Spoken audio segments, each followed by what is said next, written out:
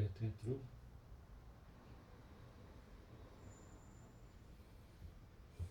Quem é que pode te garantir? Sabrina, Andréia, Marcelo, que esse teu jeito de servir a Deus.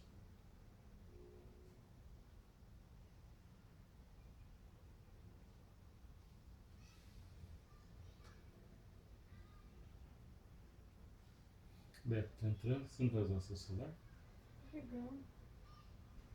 Oi, pastor. Fala, Natan. Tudo tranquilo? Graças a Deus, só gente fazendo bagunça aqui mesmo. Boa noite, Andréia, Nilza. Lá no banco. Oi? Olha lá no banco, lá. Olha o gato, O preparando gato, para o sermão. o gato na hora do culto.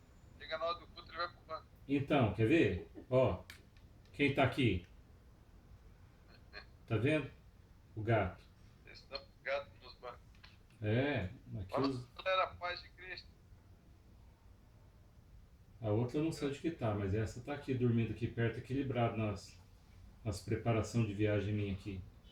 Graças a Deus. Né? Ó. Boa noite, Letícia. Oi, Letícia. Oi, prima. Tá joia? Prima Letícia Zago, sabia? Descobrimos agora que Ah, a é? Carla é prima também, é. Essa turma Zago é Nós, jogo duro demais. Todo lugar nós, você bate um porrete e aparece um Zago. É. Né, amor? É, família grande. É. Não tinha E visto família, a cassete. Carla tá aqui falando que é família grande, né? Na época que não tinha televisão, né? Ficava lá comentando a família. Olha a turma aí. Marcos. A Letícia falou que tá rastreando a família. Pois é, ó, aqui Uberlândia tem um monte, viu? Oi, Meire. Fala pra ela não rastrear muito, não. É. O primo que foi candidato a prefeito aqui perdeu, viu? Adriano Zago perdeu. Ainda bem. Opa, não podia falar isso. Paz, Cristina, tudo bem? Cristine, a Letícia falou que vai achar o fio. O fio da. É melhor ela não achar, não. É. Karina. Carinho, linda. Então, deixa essa galera chegar aí. Sim. É, eu vou deixar um recado aqui. Aí depois, talvez no final, se der tempo, eu volto para lembrar, turma. É o seguinte, há umas 3 semanas atrás, o nível, né, o covidômetro, que é o índice que a prefeitura vai lançando, né, eles têm não sei como é que eles usam lá o índice, eles fazem o número de infectados, cruzado com o número de leitos disponíveis, número de casos que, sei lá, deram óbito, eles fazem eles juntam vários índices e, baseado nesses índices, eles colocam lá no estado grave, gravíssimo, médio. E a gente esteve num período gravíssimo e foi para o grave. Quando foi para o grave, a gente voltou a reunir. A igreja voltou a reunir. E foi esse o acordo que nós fizemos lá no presbitério, que quando ficasse o grave, a gente ficaria reunido. Se voltasse para o gravíssimo, a gente pararia de reunir, e foi o que aconteceu. Ontem, o covidômetro voltou para o estado grave, saiu do gravíssimo. Eu não sei como eles fizeram para conseguir mudar os índices, né? Porque assim, a gente nunca viu tanta gente conhecida contaminada. Os leitos das UTIs estão, hoje no Covid-19, 82% tomados. A gente sabe que é um pouco mais. E todo lado que eu vejo tem alguém conhecido com Covid. Então, a gente estava proposto a, quando voltasse para o grave, reunir novamente. Mas esse estado grave, ele saiu do gravíssimo para o grave assim com a mão, né? Não foi com os índices. Então nós vamos esperar mais um pouquinho, o estado grave de hoje seja o mesmo estado grave do tempo que a gente voltou a reunir. Porque os índices estão de leitos e de contaminação muito superiores. Então, eu não sei como que eles fizeram essa afirmação dessa vez, né, e mudando lá o covidômetro, nós vamos esperar um pouquinho mais. Porque realmente, assim, ó, nesse momento tem 4 ou 5 pessoas na comunidade com suspeita, que fizeram o teste, estão aguardando o resultado. Nesse momento, só na comunidade. Fora dos amigos. Então, assim, tem muita gente contaminada, conhecida. Então, nós não vamos reunir enquanto esses índices estiverem assim. Eu estou trazendo essa explicação porque eu havia afirmado que se voltasse do gravíssimo para o grave, a gente estaria reunindo. Mas eu acho que foi uma alternativa política, não muito de evidências. Então nós vamos aguardar um pouquinho. Tá bom, meus irmãos? Mais tarde, talvez eu volte a falar isso se tiver mais gente. Se o pessoal mantiver esse grupo, aí você já sabe. Vamos fazer uma oração, Natan? Amém. Então, tá. Semana passada deu certo a oração, foi bom. Você sabe a gente fazer. Obrigado, amigo. Tá bom.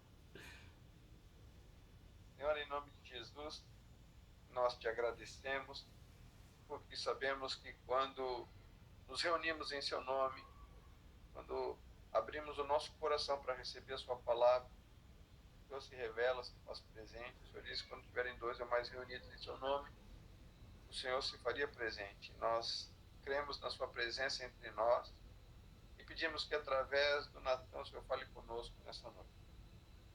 Nós sabemos que a sua palavra ela não tem limites, não tem fronteiras, não há distância que possa impedi-la de transformar as vidas. Por isso, nessa noite, aquilo que é necessário para cada um de nós que vai receber a sua palavra, que ela faça aquilo que te apraz, não aquilo que nos apraz.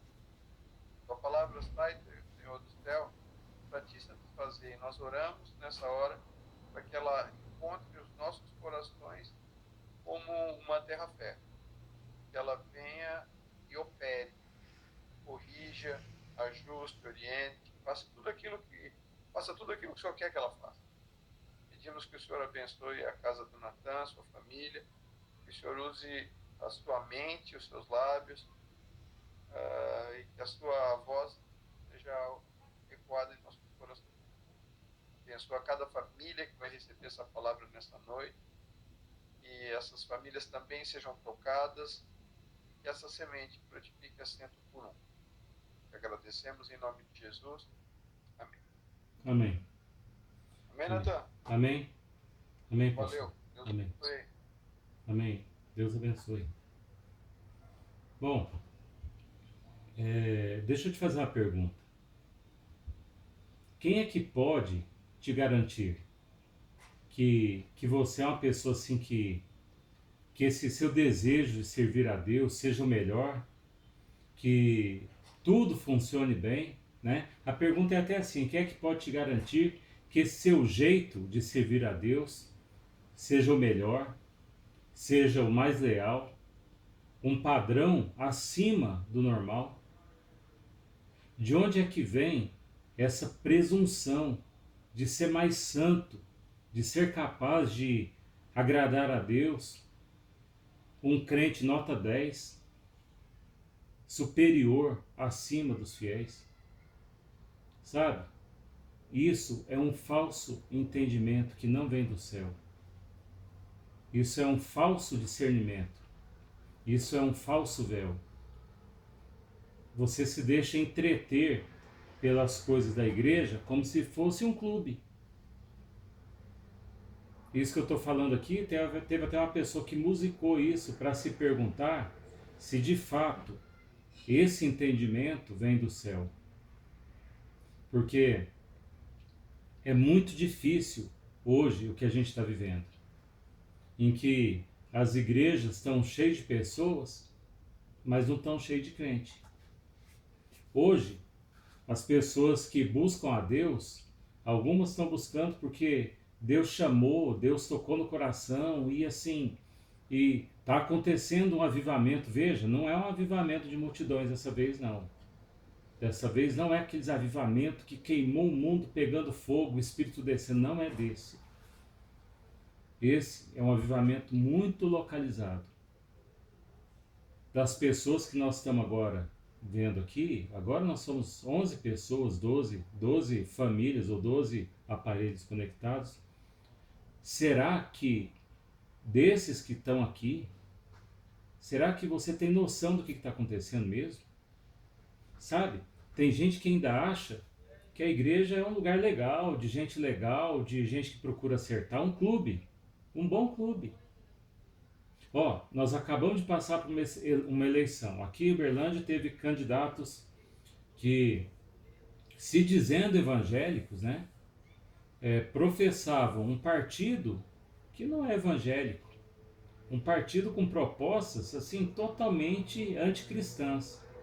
E ainda assim, a resposta deles, quando a gente interpelava falando assim, olha, você está num partido que não presta. Ele falava, não, você não tem que olhar para o meu partido, você tem que olhar para a minha pessoa. Então assim, a gente vive num mundo de mentira, em que mesmo sabendo que é Deus que move, as pessoas continuam tentando insistir em andar no seu próprio braço, na sua própria inteligência, tentando achar que Deus, que você pode discernir o que Deus quer a partir da inteligência. E se você tiver assim um pouco de cuidado, né, você vai ver lá no livro de Colossenses, que diz o seguinte, em Colossenses no capítulo 3, ele começa dizendo, portanto, se já ressuscitaste com Cristo, buscai as coisas que são de cima, onde Cristo está assentado à destra de Deus. Pensai nas coisas que são de cima e não nas que são da terra. Quando ele está falando isso, ele está falando assim que se você está procurando alicerçar a sua fé naquilo que você vê na televisão, ou que você vê no YouTube, ou que você vê em gente misturando política com religião, você está no caminho errado. Você não está alimentando a sua fé. A fé vem pelo ouvir a palavra de Deus. A fé não vem por ouvir o Jornal Nacional. O pastor Beto está falando agora há pouco aqui, que a gente efetivamente não sabe como funciona. Acabaram de mudar de gravíssimo para grave, sendo que o lugar mais próximo, ao redor, parece que aumentou a quantidade de casos. Mas também a gente vai fazendo conta e vai vendo que nesse assunto nada faz sentido. Por exemplo, você está no restaurante, entra no restaurante em pé, na hora que você senta, você tira a máscara, aí o vírus dobra o braço, né, para respeitar enquanto você está comendo. Isso não faz nenhum sentido. Você está dentro do avião, vai beber água, você tira a máscara, porque no momento que você tira a máscara, o vírus respeita, ele dobra o braço e vai te esperar. Então, assim, na verdade, o que está acontecendo? A gente não sabe, a gente não consegue entender. Por isso que hoje, mais do que nunca, a gente precisa estar assentado sobre a rocha que é Jesus. Isso não é uma coisa assim, uma teoria, uma conversa, não, isso não é não. É porque é o seguinte, se você tiver agarrado com Jesus, pode vir o que for. O máximo que vai acontecer é você morrer. E, como Paulo fala, né? Se morrer é lucro, a gente vai estar daqui segundos, né? Em Jerusalém, junto com Jesus. Então, não há razão para medo. Lembra? A nossa pregação, o Evangelho, é a pregação do amor. E o verdadeiro amor lança fora o medo. Então a gente não vive com medo. Ah, o vírus vai me pegar e eu vou parar na UTI e vou entubar e vou morrer. Mas pode ser. Pode ser que isso aconteça. Para aqueles que não têm esperança, isso é um problema. Para aqueles que não têm esperança, isso é um problema. Agora, nós não somos movidos pelo medo. A gente é movido pela rocha. Buscai a Deus e vivei. Não é buscai a Deus e se escondei como um avestruz, né? Não, buscai a Deus e viver. Não morrerei, antes viverei e contarei as obras do Senhor. E aí a gente chega no ponto. A gente chega no ponto do contarei as obras do Senhor. Por que você está vivo até hoje? Porque você não é um crente represa. Sabe o que é um crente represa? Olha uma palavra, vem para cá, juntou. Ah, outra palavra boa, nossa, vem aqui, juntou. Vou pegar meu caderninho de anotação de pregação, porque isso que esse cara está falando é muito legal. E anotou no seu caderninho, tá? E vai juntando, e vai juntando, e vai juntando. É uma represa, vai juntando. Adianta alguma coisa? Você está salvo. Jesus já te salvou, já te lavou com o sangue dele. Você está salvo. Quem está ao seu redor não está salvo. Lembra que a gente falou semana passada? Paulo fala que vai chegar um momento em que vai dar a conta de todo mundo que Jesus juntou para salvar nessa leva, antes da tribulação. Na hora que acontecer isso, nós vamos ter então a plenitude do Espírito Santo, a plenitude da igreja, a plenitude dos gentios, na verdade, desculpa, né? A plenitude dos gentios. Nesse momento que acontecer a plenitude, lá vamos nós para o céu, de acordo com o que a palavra de Deus fala. O restritor, que somos nós, acontece assim a plenitude dos restritores, aqueles que impedem que a coisa degringole de vez, pronto. Né? Mas até lá, nós temos que falar da palavra de Deus para os outros. Veja, um amigo muito querido falou que ele não está aguentando mais pregar para crente. Você entende o que é isso? Tem gente que é viciada em pregação. Nem sempre a gente consegue dizer que ele entendeu o que está acontecendo, mas ele é viciado em pregação, doido para ouvir uma pregação. Nossa, a pregação me fez muito bem. Nossa, pastor, que maravilha, né? Se essa pregação encheu meu coração, meu irmão, você já foi salvo, seu coração está cheio, beleza, maravilha. Como é que está o seu próximo? Como é que está o seu vizinho? Como é que está aquela pessoa com quem você encontra, trabalha com você? Então, assim, eu estou falando isso para mim, tá? Eu estou falando isso para mim e de brinde você está ouvindo também. Mas o que é que a gente tem que ter? Quando a Bíblia fala, nós vamos falar, quando a Bíblia expressa como é que vai ser os últimos momentos, ele faz uma citação. Você abre lá em Mateus, no capítulo 25, e olha só o que está escrito lá. Então, o reino dos céus será semelhante a 10 virgens que, tomando suas lâmpadas, saíram ao encontro do esposo. E 5 delas eram prudentes, e 5 eram tolas. As tolas, tomando suas lâmpadas, não levaram azeite consigo. Mas as prudentes levaram azeites em suas vasilhas com suas lâmpadas. Todo mundo conhece essa história. E, demorando o esposo, começaram a enfraquecer e adormecer. Mas, à meia-noite, ouviu-se um clamor. Aí veio o noivo, saí-lhe ao encontro.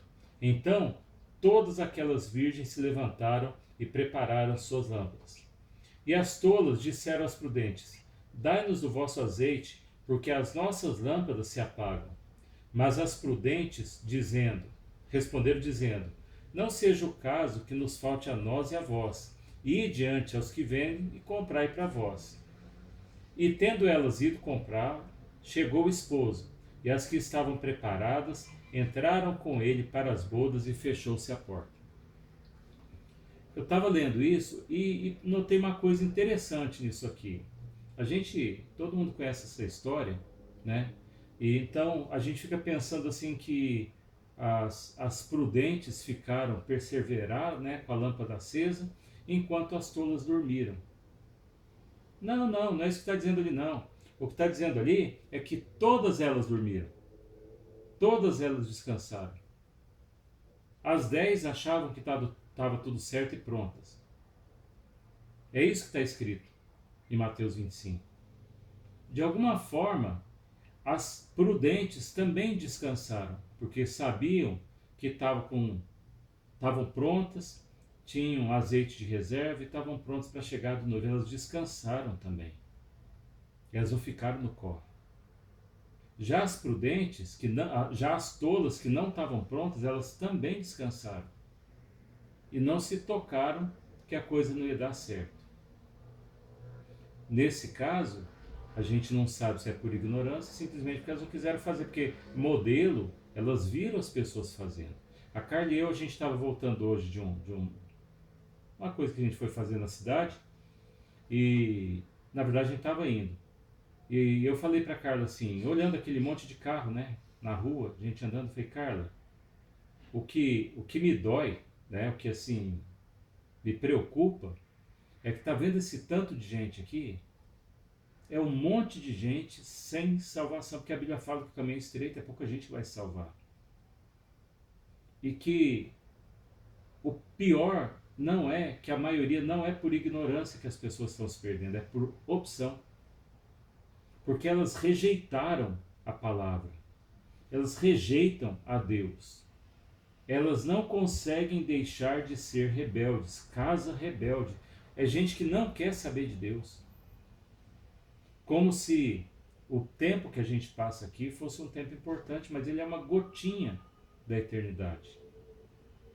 Então, o chamado nosso hoje, para a atenção de hoje, o avivamento que hoje corre no seu coração, é para que você se lembre que você não é sócio do clube do Campeche. Você é parte da Igreja de Jesus Cristo. E que você recebeu um convite, porque não é um convite assim endereçado para alguns. Todos nós fomos chamados, e sem exceção, todos nós fomos chamados para pregar, para falar do Evangelho, daquilo que Jesus é. E hoje a gente está vivendo os últimos dias. A gente sabe o que vai acontecer. A gente sabe o que vai acontecer. A gente não sabe quando, mas a gente sabe que vai acontecer. E a gente sabe que vai acontecer nos próximos dias, meses talvez, mas muito perto. Tudo que tinha para acontecer já aconteceu. O Evangelho chegou a todos os cantos do mundo. Onde o homem não chegou, Jesus foi pessoalmente. Tem um monte de muçulmano falando que foi visitado por Jesus. Tem judeu que não deixou de ser judeu, mas se converteu a Cristo verdadeiramente porque ouviu diretamente da boca de Jesus que ele estava sendo chamado. Tudo que tinha para acontecer, aconteceu. Não adianta a gente ficar tentando agarrar no que sobrou do mundo. Que o Trump precisa ser reeleito, que aquilo lá tem que dar certo, porque senão o mundo vai acabar. Deixa eu te avisar, o mundo vai acabar de um jeito ou de outro. Com eleição, sem eleição, com Trump, sem Trump, vai acabar.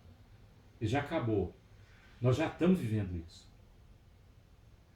Só que aquele amigo seu, que trabalha do seu lado, ele está indo para o inferno, você sabia? E o inferno eterno. Então, somente porque você talvez falou assim, nossa, é tão desconfortável eu falar de Jesus para alguém, e eu sei que aquele cara está morto, né? Ele precisa de vida, e Jesus é a vida. Ele não sabe para onde ir, Jesus é o caminho. Ele precisa parar de acreditar em mentira, e Jesus é a verdade. Eu sei disso tudo e estou sentado do lado dele, não sei como é que vou chegar no assunto. Vai que dá. Olha, a igreja não está podendo se reunir. Mas as pessoas foram chamadas por Deus para a intimidade com Deus, sem a ajuda de ninguém. Você não precisa da minha ajuda. Eu, não, inclusive, seria perda de tempo sua, porque eu não posso te ajudar. Você não precisa da ajuda do Beto. Não precisa da ajuda da Andréia, da Sabrina. Não precisa. Do Marcelo. Não precisa. Você precisa dobrar os seus joelhos e buscar a Deus. E buscar a Deus. E não só por você, Porque você não é uma represa. Você precisa buscar falar. Você não vai converter ninguém. Você não precisa preocupar com isso. Você não vai ter uma tabelinha falando assim, hoje eu converti 2. Não, nenhum. Você não converte nenhum. Quem converte é o Espírito Santo de Deus. Você só tem que ir lá e falar, fazer o seu serviço. Deus te deu a honra de que você possa falar. É isso que Ele espera de você. Ele espera que você brigue pela santidade. Lembra que a gente está falando? Guerra ao pecado, santidade ao Senhor. Essa expressão, santidade ao Senhor, ele vem pregado na frente da roupa do sacerdote. Santidade ao Senhor. Sabe qual que era o nível disso? O sacerdote entrava no Santo dos Santos, na época do cenáculo e do templo, para adorar a Deus uma vez por ano. Só uma vez por ano. E ele se preparava para entrar lá dentro. Ele se purificava para entrar lá dentro. E mesmo assim, vai que dá errado, né? Tinha um vai, né? Tá tudo bem, mas vai que, né? Ele já entrava lá amarrado por uma corda. Porque se ele não tivesse santo, ele ia morrer lá dentro. A hora que ele botasse o pé no Santo Santos, ele ia morrer. Aí o pessoal puxava ele para fora com uma corda, né? Já que ninguém podia entrar para tirar. Então, a santidade é assim, ela não é uma coisa que dá para discutir. Você não discute santidade com Deus. A santidade é exatamente o que está escrito. É santidade. Lembra, Moisés, tira o sapato porque você está num lugar santo. Nem isso Deus brinca. Tem gente falando por aí que Deus ele é amor. Então, se ele é amor, ele ama todas as pessoas. Olha, Deus é amor e Deus é santo. Tudo junto. Sem separação. Esse é o ponto. Então, quando a gente está pensando a respeito daquilo que Deus é, a gente precisa lembrar que as fábulas, as criações, a criatividade. Teve um cara esses dias atrás aí que foi falar aí que a Bíblia está precisando ser praticamente atualizada, né? Então assim, sendo que o Billy Graham dizia que a Bíblia é mais atual do que o Jornal de Amanhã, né? Então assim, é outro assunto. Mas vamos lá, se você abrir lá no livro de 1 Timóteo, no capítulo 1, olha só o que está escrito. Paulo, apóstolo de Jesus Cristo, segundo o mandato de Deus, nosso Salvador, e do Senhor Jesus Cristo, esperança nossa, a Timóteo, meu verdadeiro filho na fé. Graça, misericórdia e paz da parte de Deus, nosso Pai, e de Cristo, nosso Senhor.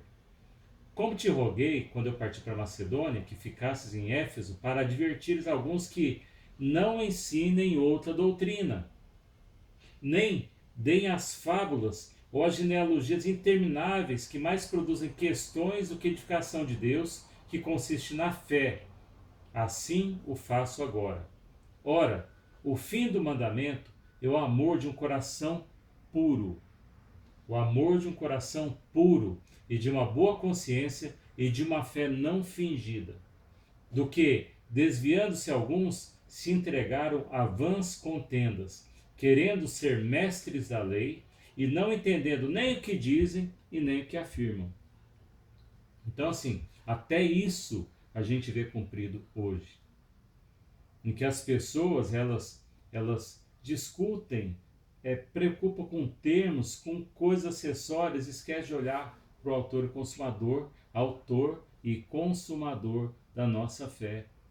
O autor é aquele que cumpriu, consumou a nossa fé, quando a gente entregou o nosso coração a Ele, e Ele morreu por todos os nossos pecados. A nossa vida é o único filme em que o inocente morreu pelo vilão. Eu sou o vilão. E o inocente morreu por mim, para que eu pudesse ter vida. Uma demonstração de amor. E hoje já não é mais a pregação que a gente ouve comumente. E nós não vamos preocupar com ela. A gente vai se ocupar com aquilo que é a verdade. Sabemos, porém, que a lei é boa se alguém a usa legitimamente. Sabendo isso, que a lei não é feita para o justo, mas para os injustos e obstinados, para os ímpios e pecadores, para os profanos e irreligiosos, para os parricidas e matricidas, e para os homicidas, para os devassos, sodomitas, para os roubadores de homens, para mentirosos, para os perjuros e para o que for contrário à sã doutrina. Por isso que é o momento, assim, que você pode separar tudo que você já ouviu de pregação. Separa tudo, encosta tudo, para e pensa assim: porque Deus amou ao mundo de tal maneira que deu seu Filho unigênito, para que você que creu não pereça, mas tenha vida eterna. Então, a palavra de hoje é sobre isso. Por quê? Ah, mas você não ia falar sobre o fim do mundo? Isso é o fim do mundo. Isso é o fim do mundo. É assim que a história acaba. E agora, nós estamos vivendo os últimos momentos. E agora é a hora em que vem a canseira. Provérbios fala que a esperança que se adia adoece o coração do homem. E nós estamos esperando. Só que nós não estamos esperando parado. Não é para você ser um crente represa. Olha, você já foi salvo, que beleza. Mas não está na hora de ser um crente represa. Você precisa falar em tempo, falar em fora de tempo. E assim, a gente pega então a continuação do que Paulo fala, né? E fala assim: conforme o evangelho da glória de Deus, bem-aventurado que me foi confiado, e dou graças ao que me tem confortado, a Cristo Jesus Senhor nosso, porque me teve por fiel, pondo-me no ministério. A mim que antes era blasfemo, perseguidor, injurioso, mas alcancei misericórdia, porque eu fiz aquelas coisas ignorante, incrédulo, eu não sabia o que eu estava fazendo. E a graça do nosso Senhor superabundou com a fé e o amor que há em Jesus Cristo. E esta é uma palavra fiel e digna de toda aceitação, que Cristo Jesus veio ao mundo para salvar os pecadores, dos quais eu sou o principal. Então, Paulo, quando está falando a respeito dessas coisas, está falando da gente. A gente já fez muita besteira porque não sabia o que estava fazendo, mas agora a gente sabe qual que é a verdade. E esses últimos dias, quando eu falo assim últimos dias, eu digo assim, com toda a convicção, eu não consigo ver alguns meses na frente. Pode ser que a gente fique aqui mais 100 anos, 200 anos, 1000 anos, mas o que a palavra diz, e aí eu insisto, a palavra de Deus não precisa ser atualizada, ela só precisa ser lida. Tá? Se você lê o livro das Revelações, o livro de Apocalipse, você vai ver que o que lá está escrito é o que está acontecendo hoje. Nós estamos a minutos de que as coisas se completem. Se você lê o começo de Apocalipse, fala que aquilo é Jesus que está falando. Em momento algum, a Bíblia diz, Apocalipse diz que aquilo é alegoria. Em momento algum. Você quer ver uma coisa? Vou lembrar esse assunto. Qualquer um que fale a respeito de que a gente tem várias oportunidades, que a gente tem a possibilidade de reencarnar e mudar de planeta, e tal, para ir melhorando, tá? Qualquer um que fale isso, ele não pode citar o livro de Apocalipse. O livro de Apocalipse diz que as coisas têm um fim, que é isso que está para acontecer. Elas têm um fim. Mas ela não é só um fim, ela também é um começo. Um grande começo. Mas então, se você for falar de qualquer coisa do Espiritismo, você não pode considerar o livro de Apocalipse. Porque ele informa que as coisas têm um fim e é agora que vai acontecer. Quando você junta o conjunto da revelação que eu falo é da Bíblia, tá? Não é profeta falando que vai acontecer, não, olha. Toda palavra que você ouvir de um profeta, você julga essa palavra à luz da Escritura. Você não julga a pessoa, você julga a palavra, que é isso que a palavra de Deus manda fazer.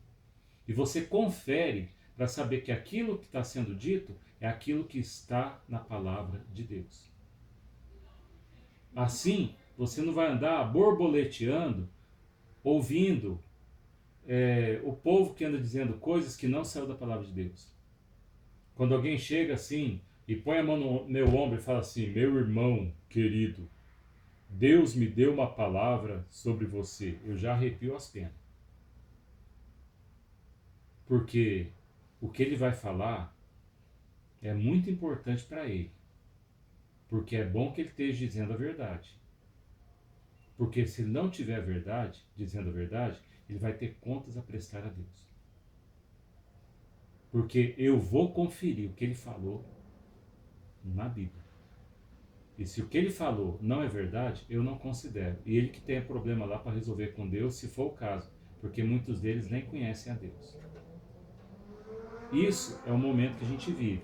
Isso é o fim dos tempos. Isso é o Apocalipse. Tudo isso é o fim dos dias. O chamado de você, o seu chamado, é para que você seja luz. Não é para esquentar banco de igreja. Ainda mais agora que você nem está indo. Está fazendo de casa mesmo, né? Por essa situação aqui. Sinceramente, né? Apostasia. Então, o que eu tenho para dizer, para mim e para você, é o seguinte: você tem duas coisas que você precisa fazer. Afina o seu relacionamento com Deus. Afina o seu relacionamento. Sabe como é que faz isso? Você quer casar? Vou perguntar de um jeito assim um pouco melhor. Você quer casar com Jesus? Não é? Casar com Jesus, não é? Nós não somos a noiva do Cordeiro. Como é que você vai casar com um cara que você não conhece? Então você precisa conhecer ele. Como é que você faz isso? Conversando com ele. Como é que ele fala com você? Ele fala com você através da palavra de Deus. Como é que você fala com ele? Você fala com ele orando. E ele fala com você através da palavra dele. Se você tiver um sonho, eu tive um sonho em que eu estava num campo de trigo, meio que virou moda isso. Eu estava num campo de trigo, aí o céu se abriu e a gente começou a subir assim. Pode ser verdade? Pode ser verdade, pode ser sim.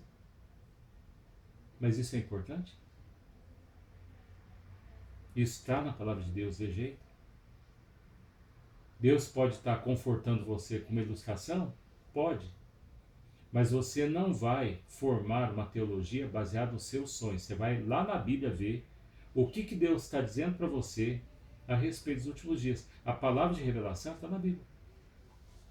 Então, o que eu quero falar sobre esse momento, e veja, eu estou falando para mim, tá? Estou falando para você, mas estou falando para mim. É que o momento agora é da gente entender quem que a gente é. Primeiro, que a gente é pó, poeira. Poeira vinda do mesmo chão. A única diferença que tem na gente é o amor de Deus, é o amor de Jesus que nos alcançou. Essa é a única diferença. Não tem nenhuma outra diferença. Nós somos poeira, pó. Só que aí chegou Jesus e chamou a gente de pó? Não, chamou a gente de filho. Porque a todos quanto o receberam, e tão somente estes, só os que o receberam, foram feitos filhos de Deus, a saber, os que creem no seu nome. E Deus amou ao mundo de tal maneira que deu seu Filho unigênito, veja, não é filho único, é filho unigênito, foi o que nasceu primeiro. Porque depois que Jesus nasceu, viveu entre nós, morreu e ressuscitou, ele nos transformou em co-herdeiros junto com Cristo. Então nós somos filhos de Deus. A saber, os que creem no seu nome. E se você diz que ama a Deus, então aí já tem mais uma explicaçãozinha. Aquele que me ama, guarda os meus mandamentos. É assim que você demonstra que você ama a Deus. Ah, eu queria ter aquele sentimento muito claro de que eu amo a Jesus. Aquele que me ama guarda os meus mandamentos. Quais mandamentos? A Bíblia os mandamentos de Deus estão todos ali. Aí teve uma irmã que perguntou assim, olha, mas se ali são todos os mandamentos, então eu tenho que guardar o sábado, eu tenho que fazer o jejum, eu tenho que fazer a festa. Não. Lembra qual que é a nova aliança. Qual que é a nova aliança? É a crença no sangue derramado e no corpo. Lembra da Santa Ceia? Este é o meu corpo quebrado por amor de vós. Este é o meu sangue derramado por amor de vós. Coma e beba dele, lembrando de mim, porque toda vez que você beber do cálice, do vinho e comer do pão, você vai estar anunciando a morte do Senhor, a morte do Cordeiro, a nossa salvação, o pagamento do preço, até que ele volte para nos ter junto com ele. É assim que a história acaba. E é assim que a história de verdade vai começar. Senhor Deus, nós só podemos agradecer pelo seu sangue derramado na cruz. Só podemos agradecer que imerecidamente, o Senhor morreu por nós. O Senhor demonstrou o seu amor por nós de uma forma que a gente sabe que só o Senhor podia fazer isso, porque a gente não daria conta de fazer nada a respeito.